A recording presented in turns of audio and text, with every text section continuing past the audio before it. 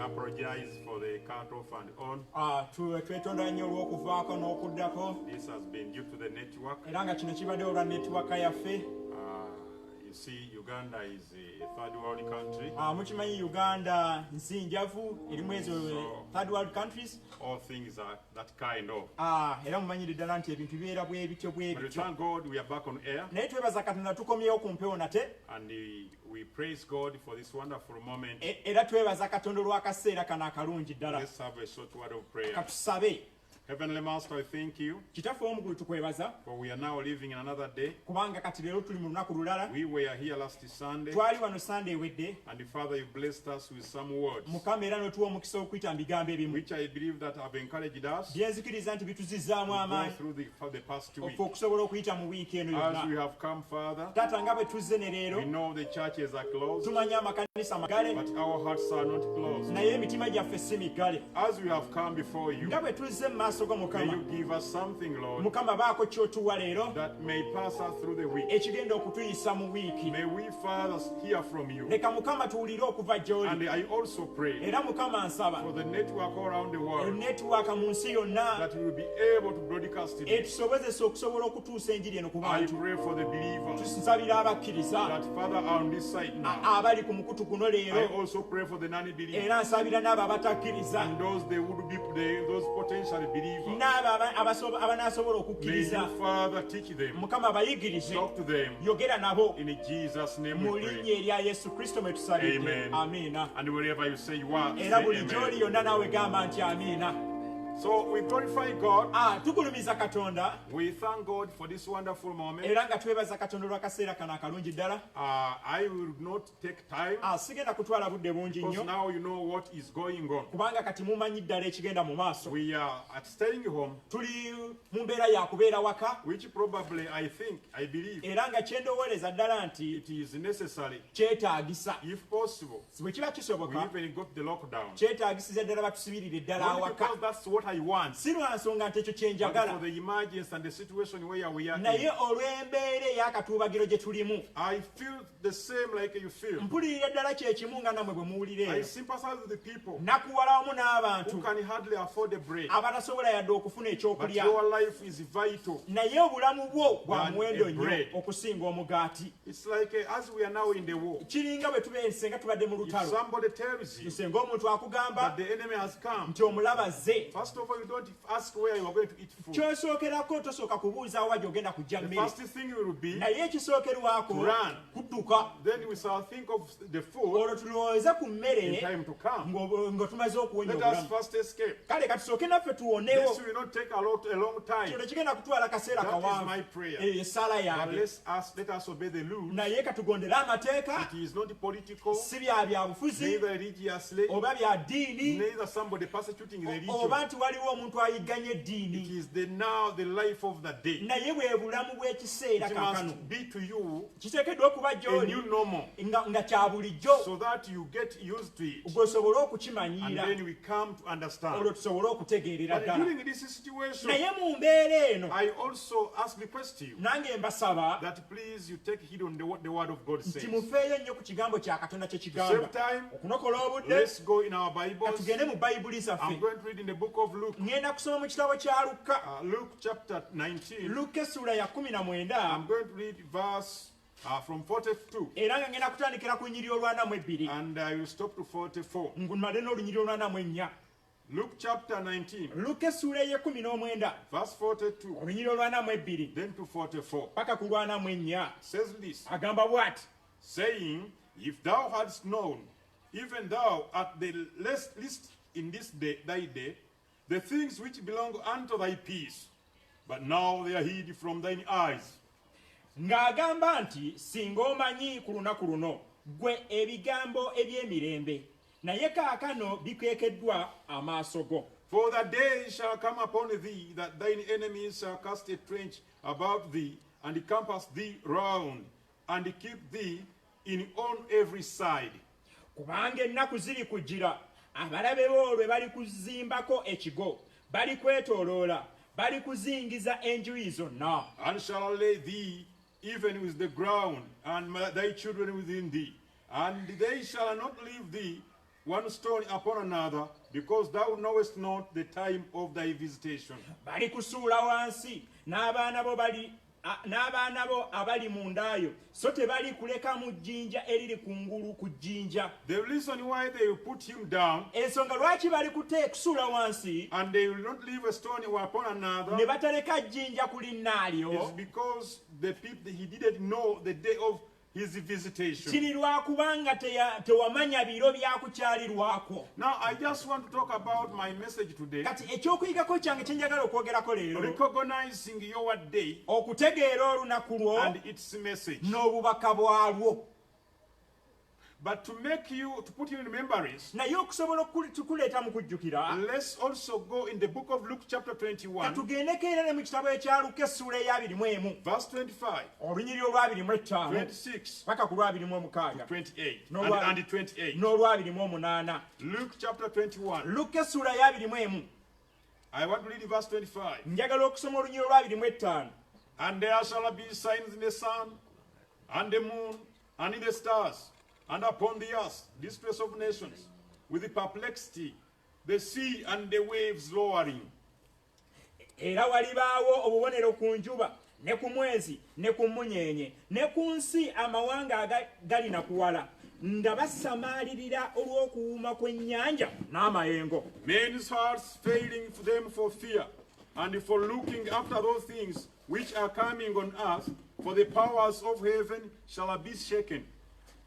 Abantu nga bazirika olw'entiisa n'olw'okutunuulira ebyo ebijja ku nsi, kubanga amaanyi ag'omu ggulu galikankanyizibwa. I told you last week, Nabagamba ku mulundi guli this and here, nti era eno wano, because you have skipped verse 27, kubanga tusomye olunyiriri lwa 27, it becomes bad. efuuka naye. But when these things begin to come to pass, Naye ebigambo ebyo bwe bitanula okubaawo, then look up mutunulanga waggulu, and lift up your heads, muyimusanga emitwe for gyammwe, your redemption is nigh. kubanga okununulira kwammwe kunaatera When these okutuuka. things become to pass, Ebigambo ebyo bwe bitanula okubaawo, then look up mutunulanga and waggulu, lift up your heads, muyimusanga emitwe for gyammwe, your redemption draweth nigh. kubanga okununulirwa kwammwe kunaatera okutuuka. I remind you that last time Mbajjukiza nti ku mulundi guli my message was, obubaka bwange bwali when nti you see these things begin to happen, bwe mulaba ebintu bino nga bibaawo, then look up. olwo mutunule waggulu. And I told you, looking up Era nabagamba nti okutunula kuno was waggulu not lifting up your head, tekyali tekitegeeza kuyimisa mitwe open gyo your waggulu, eyelids, n'oyukula obukookolo and bw'amaaso put go, a glare in the sky. n'otunula nkaliriza ku bwengula. No, Nedda. but this looking up, Naye okutunula kuno waggulu, because we know that our Father is in heaven, olw'okuba tukimanyi kitaffe ali mu ggulu, so heaven is up. nti eggulu liri waggulu. So looking up Kati okutunula waggulu was searching for God. kwali kunoonya Katonda. There was time. Waliwo embeera God the Father Katonda kitaffe was God above us, we yali Katonda owa waggulu ennyo and gye those tuli, seeking Him era abo abamunoonya had to look up literally. baali balina okutunula waggulu. But time came, Naye ekiseera God kyatuuka, dwelt among us, Katonda n'abeera gye tuli, and God is in His Word. era Katonda ali mu kigambo So kye. our up today Kati waggulu waffe leero is the Word. kye kigambo. So when you see these things begins to happen, Kale bwe mulaba ebintu bino nga bitanula you okubaawo, should look up, mutunulanga for waggulu, your salvation is nigh. kubanga obulokozi bwammwe butuuse. So what I'm trying to tell you, Kyengezaako okubagamba that looking up nti okutunula is waggulu for the salvation.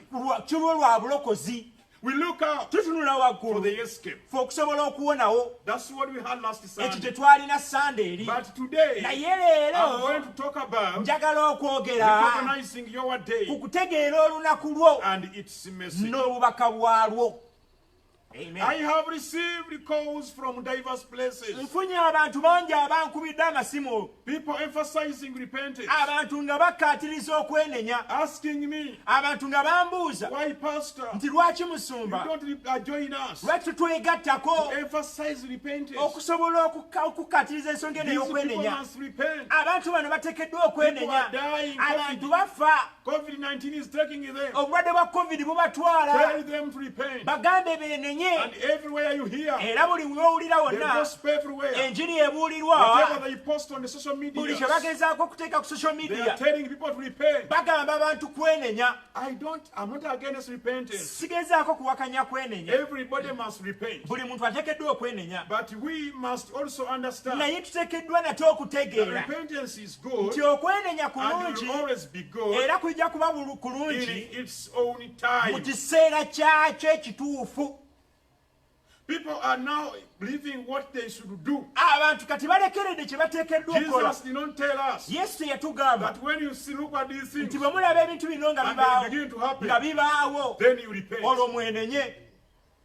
Repentance takes its time, Okwenenya kitwala akabanga in the due time. mu kiseera kyakyo. There is something new I want to give you. Waliwo ekintu ekyenjawulo ekyenjagala obbawa abantu The mmwe, dying man on the cross, nti omusajja oli eyali afa ku musaalaba, that very moment, akaseera ako kennyini had he met a religious leader yawulira singa yawulira ababuulizi b'ebibiina on the by'amadiini moment of the cross, ku kaseera ako They ku would musaalaba tell him, bandimugambye repent. weenenye. But Jesus has escaped the man. Naye obuddukiro Yesu bwe yateekawo eri omusajja Because ono today you are going to be with me yamugamba nti leero ogenda kubeera nange in the paradise. mu lusuku. There is time when you can repent. Waliwo akaseera w'osobolera okwenenya And we repent always. era twenenya bulijjo. But when we see situation Naye bwe tulaba embeera like this, ng'eno hitting the wall, ng'ekuba ensi, we have to give people the acceptable or the provided place tuteekeddwa okuba ng'abantu tubawa ekifo ekikkiriziddwa of escape. eky'obuddukiro Before we bwabwe, condemn them to anything, nga tetunnaba bagamba We have to kubanenya lwa show kintu them kyonna, tuteekeddwa okubalaga where they have to run to wabwe batookeddwa for okuddukira their refuge. b'okusobola okuwonawo.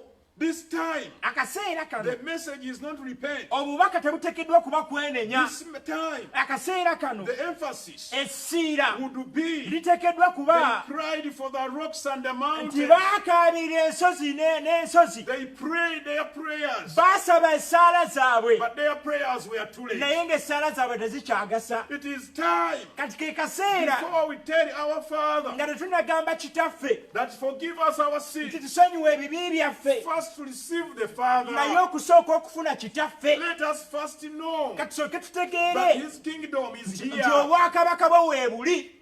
Otherwise, we shall repent to every person. Bwe kitaba bwe kityo tugenda kwenenya eri buli Others muntu, will repent to the devil. abalala bajja kwenenya eri So my setaani. emphasis in this moment Kale essiira yange olunaku lwa leero is to see the provided place of escape, kwe kulaba nga abantu balaba ekifo ekiteekeddwawo so that eky'obuddukiro they enter into that escape. basobole okuyingira okutoloka. You remember in the day of Joab, Mujjukira mu nnaku za Yowaabu. Joab did all sins he could do. Yowaabu yakola ebibi byonna bye yali asobola And okukola, Joab, after which, era oluvannyuma he fled into the tabernacle. n'addukira mu weema. And when he went in the altar, in the holy place, Era bwe yagendawo awatukuvu he watukuvu touched on the horns. n'akwata ku mayembe. Let's go there in the book of Kings, Katugende mu kitabo kya the bassekabaka, book of First Kings. bassekabaka I ekisooka. think you are following with me. Nzikiriza nti mugoberera. You go in the Bible, Genda mu in the bayibuli First mu Kings, kitabo kya bassekabaka chapter 2, essuula ya 2 verse 28. olunyiri olwa Listen 28. to what the Bible says. Wuliriza bayibuli bw'egamba. Then tidings came to Joab, for Joab had turned after that Adonijah, though he turned not after Absalom. And Joab fled unto the tabernacle of the Lord, and he caught hold on the horns of the altar. Ebigambo ebyo ne bituuka eri Yowaabu, kubanga Yowaabu yali akyuse okugoberera Adoniya, newankubadde nga teyagoberera Abusaalomu. Yowaabu n'addukira mu weema ya Mukama n'akwata ku mayembe g'ekyoto. He was repenting. Yali yeenenya. It was taught, and it was told King Solomon Ne babuulira kabaka that Sulemaani Joab was fled unto the tabernacle of the Lord, nti Yowaabu addukidde mu weema ya Mukama, and behold, he is by the altar. era laba ali ku kyoto. Then Solomon sent Benaiah, Awo Sulemaani n'atuma the Benaaya son of Jehoiada, mutabani wa Yekoyaada, saying, Go, ng'ayogera nti genda fall on him. omugweko. And Benaiah came to the tabernacle Benaaya n'atuuka ku weema of the Lord and said unto him, eya Mukama n'amugamba Thus says the king, come forth. nti kabaka bw'ayogera bw'ati nti fuluma. And he said, Nay, n'ayogera nti nedda but I will die here. naye n'afiira wano. And Benaiah brought the king word again, Benaaya n'addiza kabaka ebigambo saying, Thus says Joab. ng'ayogera nti bw'atyo bw'ayogedde And thus he Yowaabu answered me. era bwanzizeemu And the bw'atyo. king said unto him, Awo kabaka n'amugamba nti Do as he has said, kola nga bw'ayogedde, fall upon him, mugweko and bury him, omuziike, that thou mayest take away the innocent blood oggyewo omusaayi which Joab shed Yowaabu gwe yayiwa from me awa- and from the house of thy father. Yowaabu gwe yayiwa awatali nsonga ku nze ne ku nnyumba ya I kitange. am not condemning the world, Sigezaako kunenya nsi, but I just want to show you naye njagala kubalaga bulazi. what predominant gospel should give the people now. Njiri ki ey'enkukunala gye tuteekeddwa okulaga We abantu are in leero? the time Tuli mu kiseera where we always sing. we tuyimbira Joab prayed for, nti Yoba and their prayers were heard. essaala zaabwe nga It teziwulirwa was too late for him. kubanga kaali kaseera Because katuusere. even though he was in the tabernacle, Newankubadde yali mu weema, it was the time of the overflow kyali kiseera eky'okubimba of the 60th seal. ekyakabonero ak'omusanvu. You remember the time of Israel? Jjukira mu biseera bya Isirayiri, Jesus warned them Yesu yabalabula about the coming ku judgment. kujjako olunaku And olw'omusango, his words era ebigambo bye was not to go tebyali for kuge- repentance by that time. tebyali kugenda kwenenya. He said, when you see Jerusalem Naye yabagamba bwe muliraba being Yerusaalemi surrounded by nga COVID-19, yeetooloddwa akalwadde ka COVID-19, let them be which be in Judea, leka abo abalibeera mu Buyudaaya not flow to the flee to the mountains. baleme okugenda mu nsozi. Let them which are in the mountain Judea Leka abo abali mu Yudaaya flee to the mountains. badduke mu nsozi. Let him that is on the house Leka oyo ali mu nnyumba waggulu not to come down Ale-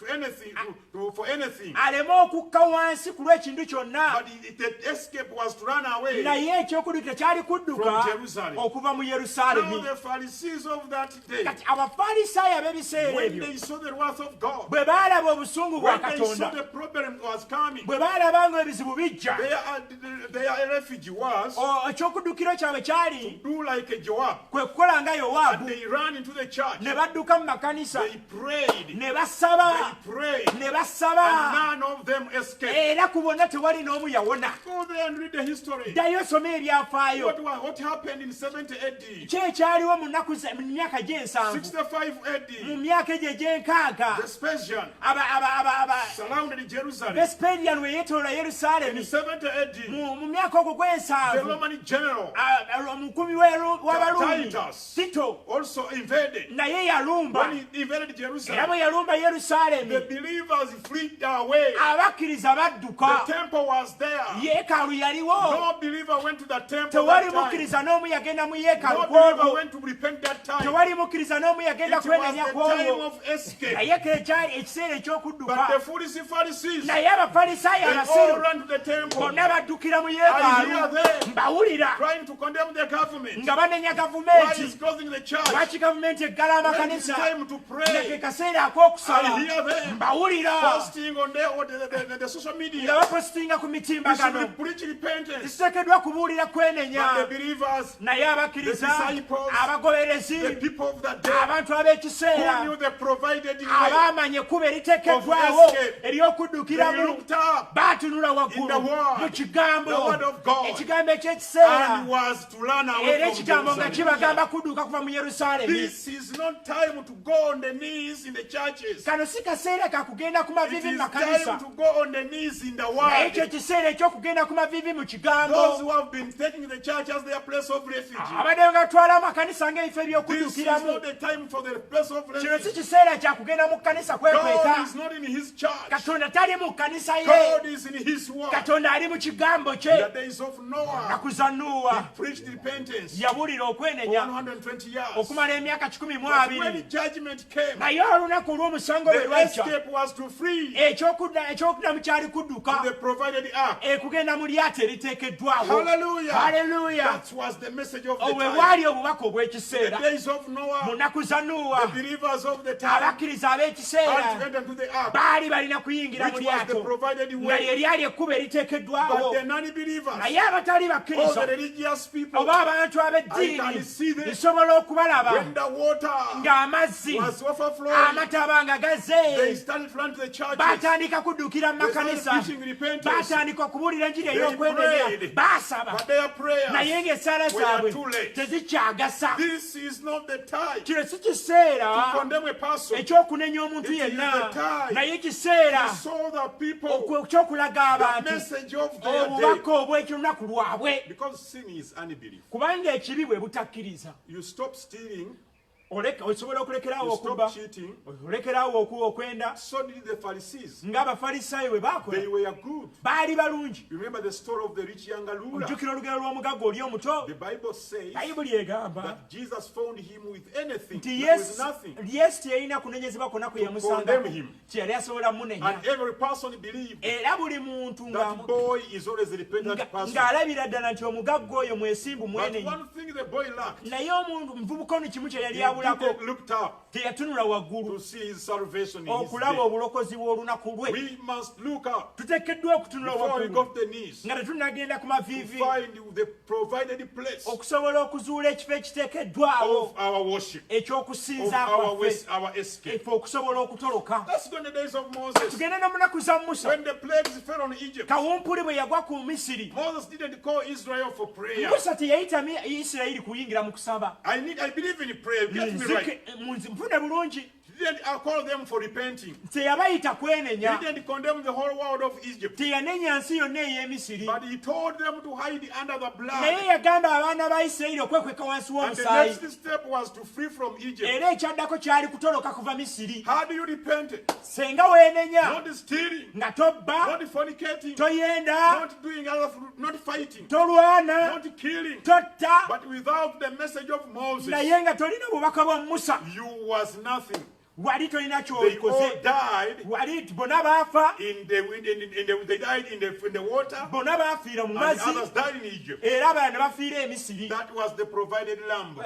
kubanga omwana gw'endiga lye lyali ekkuba The message eriteekeddwawo of Moses. obubaka bwa musa Even if you would have prayed, ne bwe wandisabye but you failed to recognize Moses' naye message, n'olemererwa okutegeera obubaka bwa musa you were lost. wali wadde wakubula Let's go to Jericho. tugende mu biseera bya That yeriko great known harlot, omwezi oyo omumanyifu ow'ekitalo Rahab, rakabu when he had the message of the messenger, bwe yawulira obubaka bw'abatume what he had to do kye yali alina is kukola to put a scarlet kwe kuteeka akagoye A red scarlet there. akagoye akamyufu in the window. mu ddinisa Even if anybody prayed, omuntu yenna ne bwe yandisabye repented all the sins, ne yeenenya ebibi bye but byonna only put a scarlet there, naye n'atateeka akagoye akamyufu mu ddinisa that lady would die.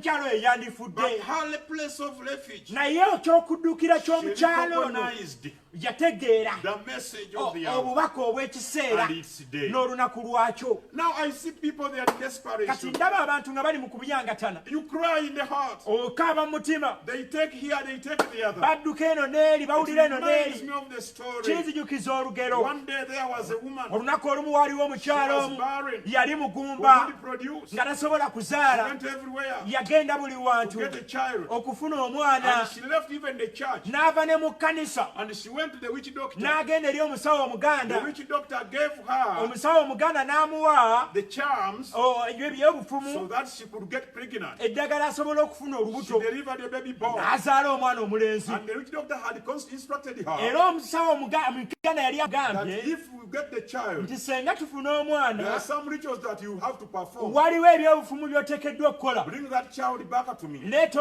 omwana oyo gyendi But the lady was a Christian. naye omukyala yali mukristaayo And she got the witch doctor n'afuna omusawo omuganda to get a child. okufuna So omwana when she produced a kale child, bwe yazaala omwana said the devil is a liar. n'agamba setaani I mulimba not got that devil. sijja kuddayo wa And setaani took the child to the witch to the n'atwala church. omwana mu kkanisa Dedicate the child. ne bawaayo omwana The child started briskly sucking, omwana n'atandika okuyonka sucking everything. ng'ayonka buli kintu Wherever she sees, the child sees. buli mwana kyalabako Just ng'akiyonka keeping sucking. ng'ayonka buyonsi Whichever he sees. buli He kyalaba went to the church. Nage- She went to the lady took the child omukyala n'atwala omwana to the pastor. eri The omusumba pastor prayed. omusumba n'asaba Nothing good which he did. nga tewali kirungi kyonna They kibaawo said then now she went to the doctors. kati omukyala n'agenda eri abasawo abazungu The doctors told him, abasawo ne bamugamba he will come when the baby grows. nti ekijja kuvaawo omwana bw'anaakula He will outgrow that. ajja kukula ave mu eyo And stage then he will not stop sucking. Everywhere. alekeraawo okuyonka yonka. The baby did not, the boy now did not stop sucking. Omwana teyalekeraawo kuyonka. I can see him on the streets. Nsobola okubalaba ku nguudo. Sucking every woman he sees. Nga bayonka buli mukyala gwe balaba.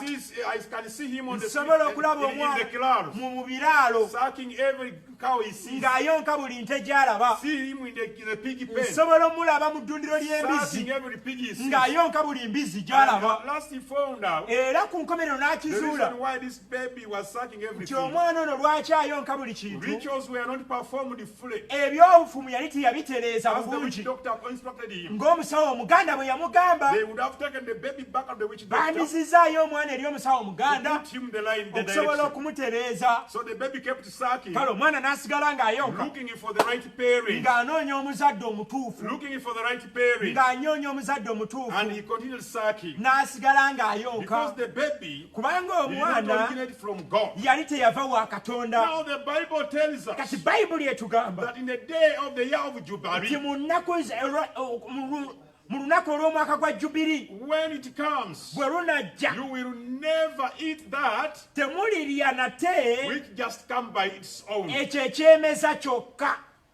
In God's word, we have a number of seedlings. Mu kigambo kya Katonda tulina ensigo We nnyingi, have a number of plants. tulina ebimera I bingi. mean denominations Entegeeza ebibiina by'amadiini that God did not give us, Katonda by'ataatuwa, but we just created them naye for the twabitondawo sake of wanting to be with the ku gospel, lw'okugezaako okwagala okutondawo to be enjiri, with the religion, okubeera and we n'eddiini, got them not from God. ne tuba nga tetwabijja wa So Katonda. now when time of desperation comes, Kati akaseera ak'akabyangatano bwe kajja, these crops, ebimera these bino, animals, ebisolo these bino, babies, abaana they bano suck everything bayonka buli kintu to kyonna satisfy their thirst, okusobola okumatiza ennyonta yaabwe, to satisfy their hunger. okusobola okumatiza enjala But yaabwe. I'm telling you, Naye mbabuulira, this is not the time of satisfying our problems kano si kaseera ka kumatiza bizibu by byaffe sucking from nga everywhere. tuyonka buli kintu On kyonna. the social media, Ku you mutimbagano find a Muslim preacher osanga ababuuliza now b'abasiraamu is being posted leero on apositingiddwa, the Christian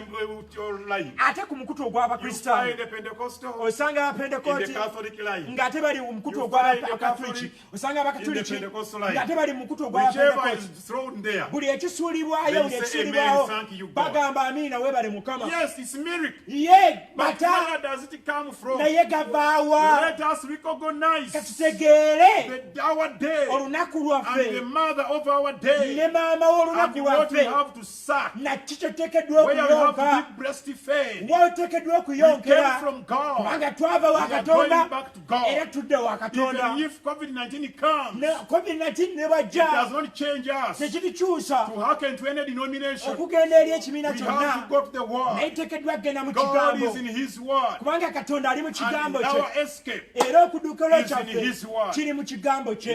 By the Bible, Mu Bayibuli the Bible says Malachi 4 Malaki atugamba mu kitabo kya Malaki that essula behold, ey'okuna the day cometh, nti laba olunaku lujja burning like an oven. olwokya But ng'ekikoomi, in verse 5, naye mu lunye I olwokutaano will send you Elijah the prophet. nibatumira Eriya nabbi, Not I will send you time of repentance, sidi nibatumira akaseera ak'okwenenya, but he will turn your hearts back naye alikyusa emitima gyammwe in the line okugizza mu layini to the fathers. eri bakitaffe.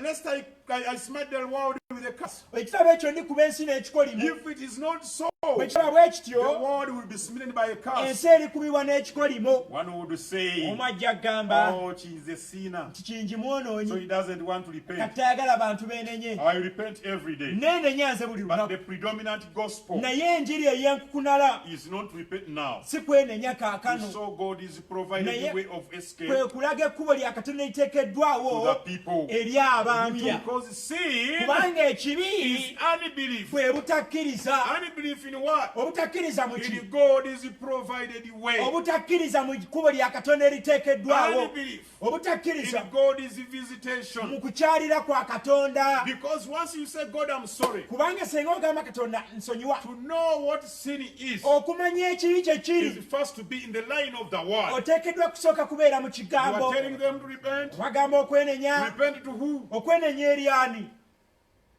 Let them first see the provided way. leka basooke bamanye ekkubo eriteekeddwawo God provided us a way kubanga katonda yatuteerawo ekkubo where we have to run to. we tuteekeddwa okuddukira. Salvation Obulokozi is not what we give to God. si kyekyo kye tuwa katonda. Salvation is Obulokozi what God gives to us. kyekyo katonda kyatuwa. Salvation Obulokozi is not what we give to God. si kyekyo kye tuwa katonda. Salvation naye is obulokozi us accepting kwe kukkiriza what God gives us. ekyo katonda kyatuwa. The Pharisees Abafalisaayo had no sin, tebaalina kibi but locked themselves in naye beggalira the old traditions. mu nkola eyo ey'edda. That's why even when Christ came, yensonga lwaki ne kristo bwe they did not yajja recognize their visitation. tebaategeera lunaku lwa kukyalirwa kwabwe. We must also see naffe tuteekeddwa okulaba what God wants us to do. ekyo katonda ky'ayagala Let us tukole. tell the people the message of tugamba abantu the day. obubaka obw'ekiseera. Don't post whatever speaks being spoken. topositinga buli ekyogerwa. Don't just give people everything. towa abantu buli kintu Don't kyonna. suck from everywhere.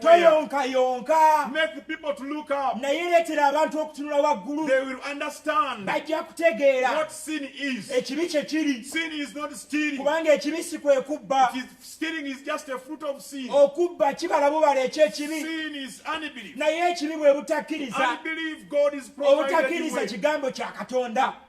But when you tell a Muslim to naye stay Muslim, bw'ogamba omusiraamu okusigala nga musiraamu but stop stealing, naye alekeraawo okubba, is God responsible? olwo katonda aba avunaanyizibwa. When you tell which doctor to stay, which doctor, bw'ogamba omusawo omuganda okusigala nga musawo but you muganda change the morals, naye n'akyusa will empisa, that take him to heaven? ekyo kinaamutwala mu ggulu. The rich man was there. omugagga oli yaliyo, The moral man was also there. n'ow'empisa But yaliwo, their self-righteousness would not do. naye obutuukirivu bwabwe obw'obuntu tebwalina kye buyinza kukola. What is self-righteousness as I'm finishing? obutuukirivu buno obw'obuntu kye ki nga Is mumaliriza? when you recognize kwe kutegeera that you don't have social morals. nti tolina mpisa za You buntu, want to be accepted by people, naye ng'oyagala okkirizibwa that they abantu call you holy. bakuyita And omutuukirivu. then you start humbling yourself. n'otandika okwewombeeka, Then you start doing all people the society wants. n'otandika okukola ebyo You are no ensi longer byeyagala. drinking, you are no longer killing. tokyatamiira kunywa, tokyatta, And then you do your own. olwo n'okola ebintu ng'ensi bw'eyagala. Yeah, they are good. ye birungi, But one thing you are lacking. naye ekintu kimu ky'obulako. Sell all what you have. tunda byonna by'olina, Come in the provided way. ojje mu kkubo eriteekeddwawo. We have a provided way. tulina ekkubo eriteekeddwawo. Believers, tell your neighbors abakkiriza mugambe balirwana about abamu the message of the ku hour. bubaka obw'ekiseera. Tell them bagambe about mubagambe the day we are living ku in. lunaku lwe tulimu. Tell them mubagambe that this is we are under pending judgment. olunaku olw'omusango Give them olulimbalinda. hope. bawe They essuubi, are not going to die all. tebagenda bonna kufa. As people they walk on the streets saying, ng'abantu abatambula ku ngulo God is going bagamba to smash you all. nti katonda agenda You batta are going to mwenna, perish all. mugenda kusaanawo mwenna. No. nedda, According to the Bible, okusinziira ku we have bayibuli been seeing Bible prophecies. tulabye obunabbi bwa Things are bayibuli. still to come. ebintu bingi We hear God ebikyatuukirira. and Magog to come. tuwulira olutalo lwa gogi ne We magogi. hear Israel to be restored fully. isirayiri erina okusooka okuddizibwawo. These things have to come. ebintu bino biteekeddwa Heaven okusooka and earth shall okutuukirira. pass away. Ggulu n'ensi But my birigwawo, people shall never pass naye away. abantu bange We are tebaligwawo. talking about rapture. twogera ku kwakkulirwa. Rapture is not taking the day, okwakulirwa tekunaba but there's kutuuka, translation of the living. naye kwe kuchwanyisibwa But kw'abalamu. this is an overflow kuno kubimba of bubimbi the pending judgment okw'olunaku olw'omusango So let's hide olulindalinda. ourselves kale katwekweke in the solid rock. mu lwazi olwo, Let's put ourselves in katweteeke the word, the provided place of mu escape. kigambo ekkubo lya katonda eriteekeddwawo. Recognize your day. tegeera olunaku lwo, Recognize your message. tegeera obubaka bwo, Get baptized in the name of our Lord Jesus Christ. batiza mu linnya lya yesu Take kristo. the true message of the hour. twala obubaka obutuufu obw'ekiseera, Rather than going to fast, okusinga okugenda kusiiba, going to the churches. okugenda mu makanisa. I believe in churches. nzikiririza mu I'm makanisa, a pastor. ndi musumba, I am among those era ndi omu ku who abo feel sorry abanakuwala that our churches are now no longer there. ti amakanisa gaffe kati maggale. But it is not that in heaven we're not going to go with naye churches. mu ggulu tetugenda na It makanisa, is the word tugenda na that kigambo takes us there. kye kitutwalayo. So let us by this time hide kale ourselves, mu kaseera kano Stay katwekweke, home. sigala awaka, but be in the message of the naye hour. beera mu bubaka obw'ekiseera. Find out the mysteries. noonya ebyama. The bride omugole is not caught by repentance. takwatibwa na She is kwenenya, caught by the mysteries. naye akwatibwa na We are byama. in a time tuli of mu the kiseera visitation ekyokukyalirwa where God Katonda reveals the mysteries lwabikulira ebyama to his people. eri abantu be. What shall we do, brother? Tunaakola tutya abooluganda? Look up. Tunula waggulu Where? Wa. In the word of your mu day. bubaka obw'ekiseera kyo. Hallelujah. Hallelujah. And recognize the message Era otegeera obubaka of your day. obw'olunaku lwo. It is the lamb. Gwe mwana It gw'endiga is the blood musaayi of your time. ogw'ekiseera kyo. Abraham gave him a son, Ibulayimu yawaayo and omwana we, God provided a Katonda lamb. n'agabirira omwana gw'endiga. God today is providing a lamb, Leero Katonda agabirira omwana and the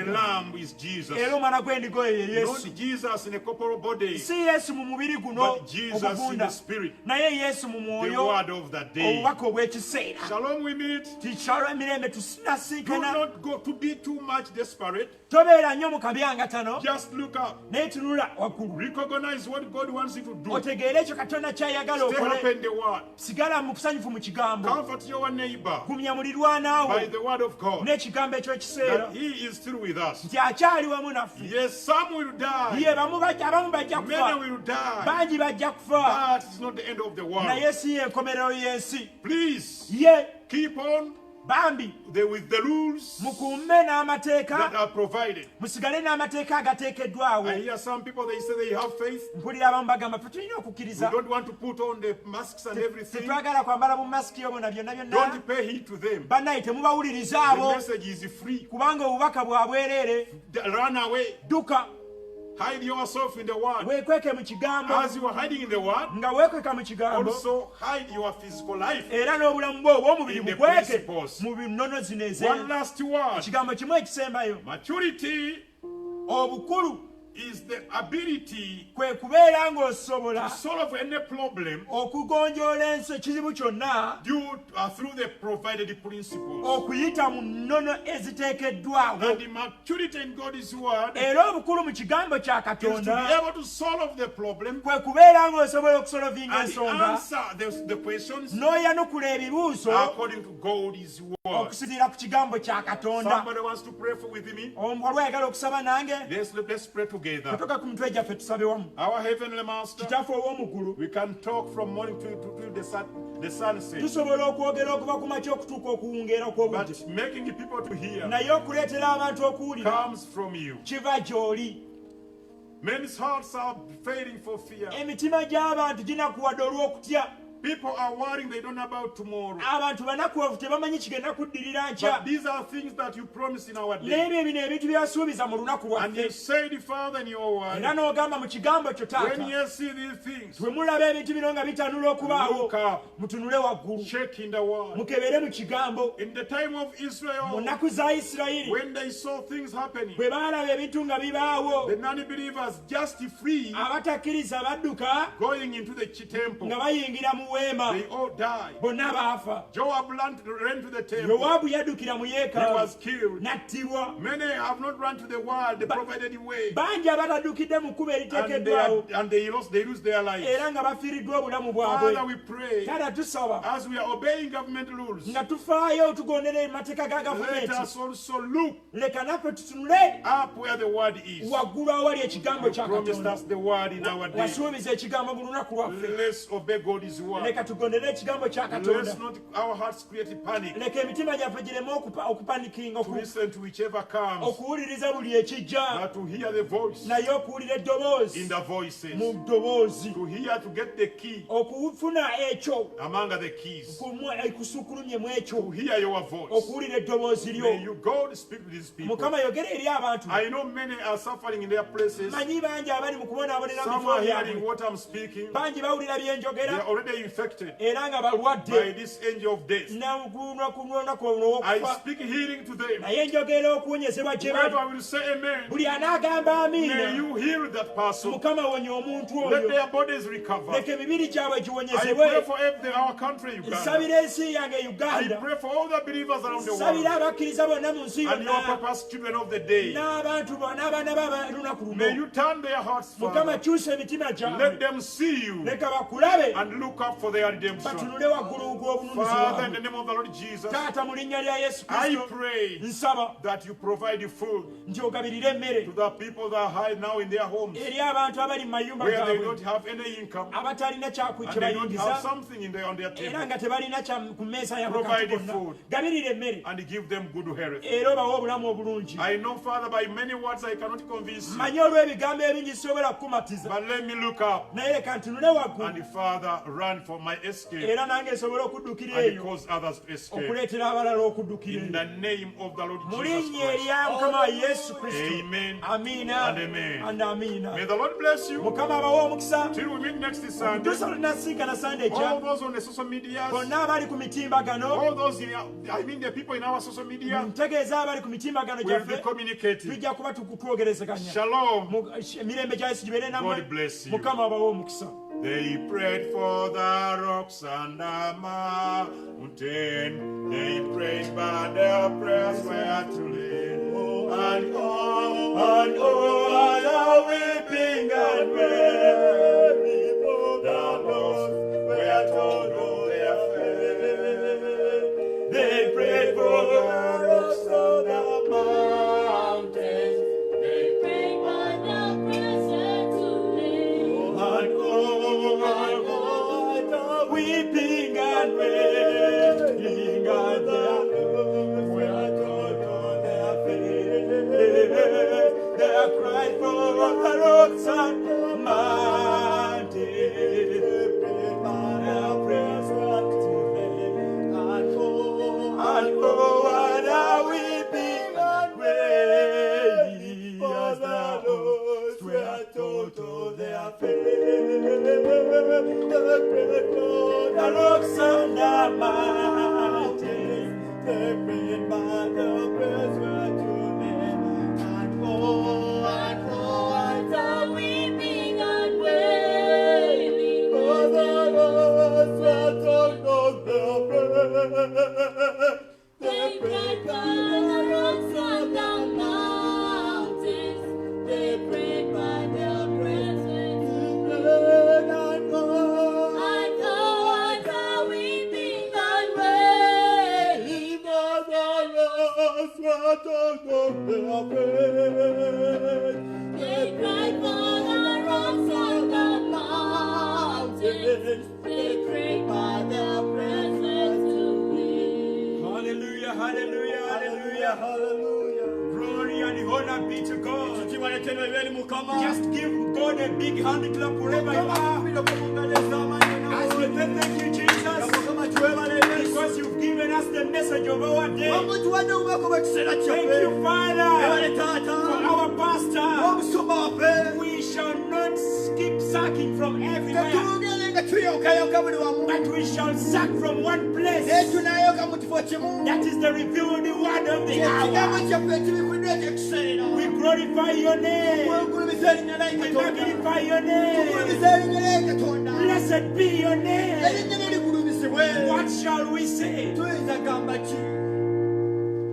It is not by our mighty, not by our powers, but it is by your grace that you revealed to us this word. Thank you, Jesus. Thank you, Father. Thank you, the great eternal one. Our lives are hidden under the rock, not under the denominations, not under the churches, but our lives are under the message of our day. My brother, my sister, just recognize your message and your day, and you shall escape. Oh, our pastor was here, and he was talking about the days of Moses. That when the plagues came, the believers did not run to the churches. No, sir. Nedda ssebo. But they ran to the message of their day. Naye baagenda eri obubaka bw'ekiseera kyabwe. And what was the message of that day? Era obubaka bw'ekiseera kyabwe bwali ki? It was blood on the doorposts. Gwali musaayi ku nfuuweto gy'ennyumba zaabwe. Even in our days, Ne mu nnaku zaffe. our message is not repentance. Obubaka bwaffe si kwenenya. No, sir. Nedda ssebo. Yes, we believe in repentance. Ye tukkiriza mu kwenenya. We do it every day. Tukikola buli lunaku. We do it regularly. Tukikola buli But kaseera. repentance Naye okwenenya is not our escape. si bwe buddukira bwaffe. But our escape Naye obuddukira bwaffe. is in the revealed word of our day. Ne buli mu kigambo kyaffe ekitubikiridde ekyekiseera kyaffe. Just look up, Tulina butonese waggulu. not in the skies, Si mu bwengula. but in the word of your day. Naye mu kigambo ky'ekiseera kyo. For behold, I will send you Elijah the prophet, Kubanga ndibatumira era bandibatumira Eriya nnabbi. lest I smite the world with a Ne curse. bakuba ensi n'ekikolimu. Thank you, Jesus. Webale Yesu. I welcome you once again Mbaniriza nate from our service. kuva mu saavisi It yaffe. has been a wonderful service, Tubadde saavisi ya and kinono. I believe you've been Era blessed. nzikiriza oweereddwa omukisa. I believe you've been touched. Nzikiriza okwatiddwako. I've been you fed from God's table. Nzikiriza olidde okuva ku mmeeza ya Katonda. I've seen God breaking his bread. Ndabye Katonda ng'amenya emmere. I know you've been blessed wherever you are. Nzikiriza nti oweereddwa omukisa wonna And w'oli. I believe this Era word nzikiriza ekigambo ki. that God has spoken to Katonda us, kyayogera gye tuli. it is going to keep abiding in us Kigenda kusigala nga kibeera mu ffe. throughout this week Okuyita mu wiki eno. until we meet next Ate era Sunday. tunadaba okusinkana I want to nate. appreciate whosoever you are, wherever you are. Njagala okusiima buli muntu yenna w'ali. Sister Rachel Mukama, Oh, sister waffe mwanyinaze Rachel Mukama. Brother Julius, Oluganda Julius. Nacha Hope, Oh, sister Natia Hope.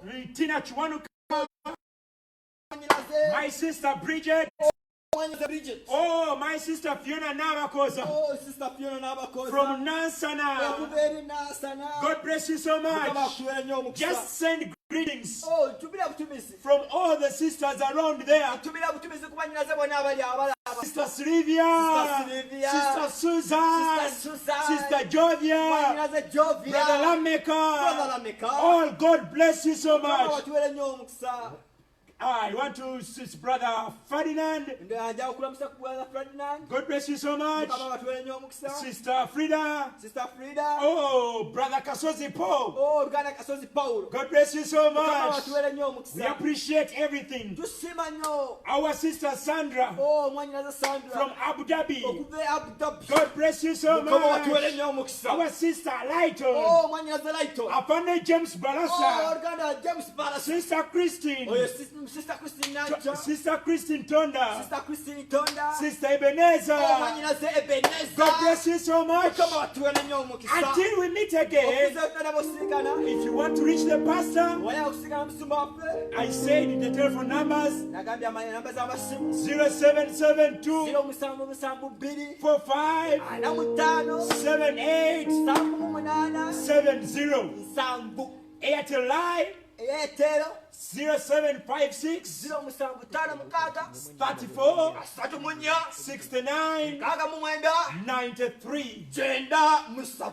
His numbers are on Enamba zonna kweziri during day. okuyita emisana wonna.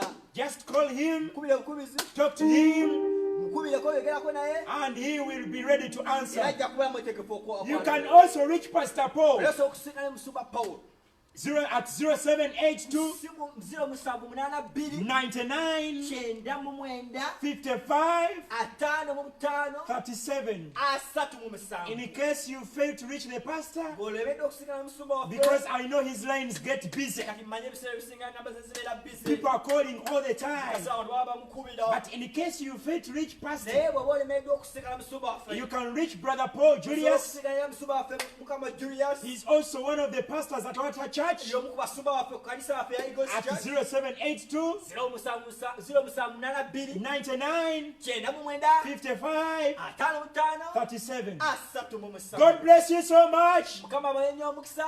We were supposed to have our Bible studies Twali tulina okuba ne Bible studies zaffe every Friday, ku lubya kutaano. but our pastor took it as a concern. Naye musumba waffe yakitwala nga ekyokufaayo. Because we are under a lockdown, kubanga tuli wansi w'okubeera obumu wansi awamu I know affording internet services can be a bit difficult. kati nga tosobola okufuna ebyetaagisa okubeera ku mutimbagano kiyinza okubeera ekizibuzibu. You know, in Uganda, purchasing data, omanyi mu uganda okufuna data it is much expensive. kya bbeeyimuko. So making daily kale services, okuba ne services za buli kanaku it may be expensive to the people at different parts of the world. kiyinza okubeera ekizibu eri abantu abamu oba osanga mu bifo ebimu ebyenjawulo mu So ggwanga. our pastor requested kale omusoma waffe yasabye that the people that will want the service, abantu abo abandyagadde okufuna service you go to the Facebook channel of St. Igor's Church yagenda ku mutimbagano gwa facebook ogwa St. Igor's Church and you send a message era ojja kuweereza obubaka that I want a Bible study on Friday. njagala bible study ku lwokutaano. Just type in, I want a Bible study on Friday. wandika buwandiisi njagala bible study ku lwokunaku lwokutaano. If we can get some requests singa sobola okufunayo abantu abakyetaaga that people will be able to afford, abantu abo banaasobola okubeerangako then our pastor will provide omusumba waffe ajja kuba nga yeteekateeka so that the Bible study comes live. bible study zaffe zijja mbala sobola But as per now, naye mu kaseera kano we have our Sundays. tulina sande zaffe Just don't miss. tomusubwa. I may not have mentioned you, yinza okuba nga sibambi sikumenya erinnya but you know the messages are much. naye manyi obubaka bungi I know many people have liked this. era manyi abantu bangi baagadde kino. Our sister Nisima Grace, mwanyinazo nisima grace our brother Julius Rubulwa, oganda julius lubulwa our brother James Dalton, oganda james dalton our brother, everywhere you are, oyo omu nakoko from South Africa, Napogo Stephen. napoka steven Oh, God bless you so much. n'abaganda okuva eri south africa mukama batwere nnyo Mujuzi, your messages are so many. obubaka bw'obulaba mujusi tukulaba. God bless you so much. mukama atwere nnyo omukisa Till we meet again, okutuusa we tunamusinkana. just hide under the revealed word of the day. jangu weeteeke wansi w'omusaayi gw'ekigambo ekibikuliddwa kyo ekiseera kyo. Don't suck whatsoever you find. toyonkayonka Oh, don't suck whatsoever you see. toyonkayonka. People are posting everything they see, abantu bateekayo buli kye balaba but post the revealed word of your day. naye ng'oteekayo ekigambo ekikubikuliddwa kyo ekiseera And kyo. that will be your route of escape. era wajja okuba obuddukiro bwo. God bless you so much. mukama akuweere nnyo omukisa. Till we meet again. tunaddawo sinkana. Shalom. mukama abatuweere nnyo omukisa. At the cross, where I first saw the light, And the burden of my heart gone away. It was there by faith I received my sight, and now I am happy all the day.